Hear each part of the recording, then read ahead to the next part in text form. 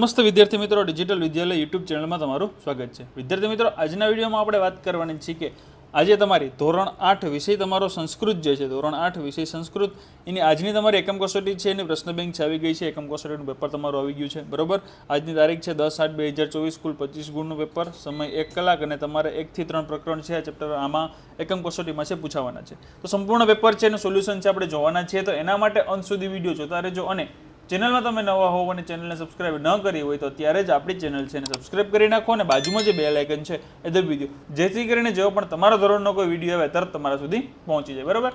ચાલો આપણે પેપર છે એની શરૂઆત કરીએ. એમાં પહેલો વિભાગ 1 તમને આપેલો છે, એમાં છે કે ભાઈ એસા પીપીલિકા અસ્તિ બાલાકસ્ય નામ કિમ અસ્તિ. આ વાક્ય છે એનું સુંદર અક્ષરે લેખન કરવાનું છે, કોઈ પણ એક વિભાગ પૂછાશે.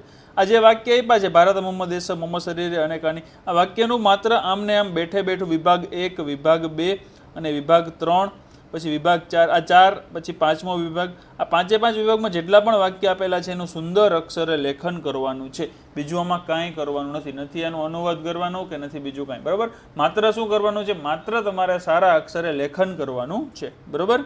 ચાલો ત્યારબાદ છે ગદ્યખંડ, કે ગદ્યખંડ વાંચીને આપેલા પ્રશ્નોના જવાબ સંસ્કૃતમાં લખો. હવે તમને અહીંયા ગદ્યખંડ આપેલો છે કે તવ વનમ વને વૃક્ષા સંતિ વૃક્ષેશુ ખગા નિવસ્તિ ખગા કુજંતી હરિણા ચરિંતી હરિણ શાવક ધાવંતી જલ પિબંતી સહ સરોવર સરોવર અંશા વિહરંતી કુસુમાની વિકસંતી સટાપદા ભ્રમંતી તે આચાર્ય તે સદાચાર્ય બોધચર્ય શિષ્યા પઠંતી. આ ફકરો છે, ફકરો વાંચીને પ્રશ્નને જવાબ આપવાના છે. પેલું છે કે વૃક્ષા કુત્ર સંતિ, વૃક્ષા છે તો કે વને સંતિ, ક્યાં સંતિ, વૃક્ષા વને સંતિ. ખગા કિમ કુર્વંતી, ખગા શું કરે છે તો કે વૃક્ષે શું ખગા નિવસંતી ખગા કૃજંતી, શું કરે છે ખગા કુજંતી, બરાબર. આ આન્સર એનો. પછી કે જલમ પીબંતી, જલમ કોણ પીવે છે તો કે હરિણ સાવકા ધાવંતી ને જલમ પીબંતી, હરિણા ચરંતી હરિણા સાવકા ધાવંતી અને જલમ પીવંતી, ચરે છે અને જલ પીવે છે, બરાબર. પછી હંસા કુત્ર વિહરંતી, હંસા છે એ ક્યાં વિહર કરે છે તો કે સરોવરે, ક્યાં, સરોવરે, બરાબર. કે સદાચારમ બોધયંતી, કે સદાચારમ બોધયંતી તે આચાર્ય, આચાર્ય છે સદાચાર્ય બોધંતી, બરાબર. તો આવી રીતના ગદ્યખંડ 1, પછી ગદ્યખંડ 2 તમને આપેલો છે, એ ખાસ તમારે વાંચવાનો છે, જોઈ લ્યો, એનો ડાઉનલોડ પણ તમારે કરી લેવાનો છે. એના પ્રશ્નો આપેલા છે એનો પણ તમારે ફકરામાંથી જ જવાબ આપવાનો છે. ગદ્યખંડ 3 તમને આપેલો છે કે રામ અયોધ્યા રાજકુમાર આસિત રામસ્ય ગુરુ વિશ્વામિત્ર આસિત. તો અયોધ્યા રાજકુમાર કો આસિત તો કે રાજકુમાર રામ, તેમાં શું આવશે રામ. રામસ્ય ગુરુ કો આસિત તો કે રામસ્ય ગુરુ વિશ્વામિત્ર, કોણ છે તો કે વિશ્વામિત્ર છે. રામ વિશ્વામિત્રેણ સહ કિમર્થ વનમ અગચ્છતો, એકાદા વિશ્વામિત્ર અયોધ્યા આગત વિશ્વામિત્ર રામ યજ્ઞ રક્ષણાર્થમે અકયત તદા રામ વિશ્વામિત્રેણ સહ વનમ અગચ્છતો. તો શેમાં તો કે યજ્ઞ રક્ષણના કાર્યમાં છે એના સાથે ગયા હતા. કા યજ્ઞસ્ય નાશાય આગચ્છત, યજ્ઞસ્ય નાશાય તાટકા આછત તાટકા રામેણ સહ યુદ્ધમાં, જંગલમાં, બરાબર.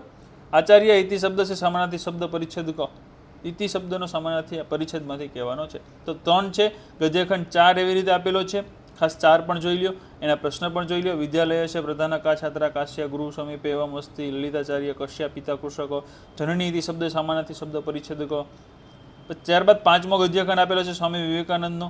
સ્વામી વિવેકાનંદ બાલાકસ્ય નામ શું તો કે નરેન્દ્ર ઇતિ. તો સ્વામી વિવેકાનંદ બાલાકસ્ય નામ કિમ તો કે નરેન્દ્ર. પછી સ્વામી વિવેકાનંદ જન્મ કિસ્મે દિનાંકે અભવત, કયા જન્મ થયો તો, જન્મ ક્યારે થયો તો કયા દિને તો કે 12 તારીખે છે એનો જન્મ થયો હતો 1863માં, બરાબર. સ્વામી વિવેકાનંદ પિતુઃ નામ કિમ અસિત તો કે દશે પિતા વિશ્વાનંદ વિશ્વનાથ દત્ત, શું નામ હતું, વિશ્વનાથ દત્ત.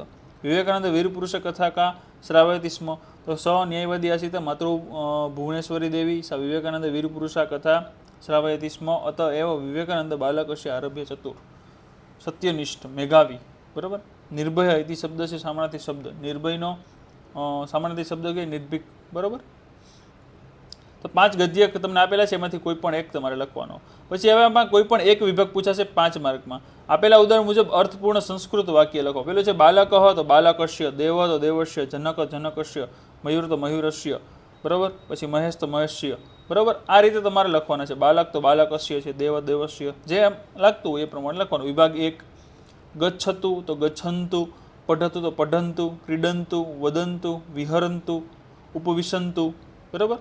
એ રીતે વિભાગ 2, પછી વિભાગ 3. વિભાગ 3માં તમને શું સહ બાલક હતો તે બાલક, સહ છાત્ર હતો તે છાત્રા, છાત્રા એક વચનમાંથી બહુવચન થાય છે. સિંહા, બરાબર, તે સિંહા, સહ ચિત્રકાય ચિત્રકાય, બરાબર. આવી રીતે આના સમાન ઉદાહરણ આપેલું છે પ્રમાણે લખવાના છે. વિભાગ 4 તમને આપેલો છે. ગાયક ગાયતી તો ગાયકાહ ગાયંતી, મયુરઃ નૃત્યંતી તો મયુરાહ નૃત્યંતી, બરાબર. સૈનિકઃ રક્ષતી તો સૈનિકાહ રક્ષંતી. બાલઃ ખેલંતી તો બાલકઃ ખેલંતી, બરાબર. આવી રીતે ઉદાહરણ મુજબ 4. અને 5મો વિભાગ આપેલો છે કે એસહ રાજેશ તો એસહ કહો, એસાહ માલા તો એસહ કહો, બરાબર. તેવી રીતે વાક્ય છે પ્રશ્નો બનાવવાના છે, બરાબર. તો 5 વિભાગ છે, 5માંથી કોઈ પણ એક તમને પૂછાશે.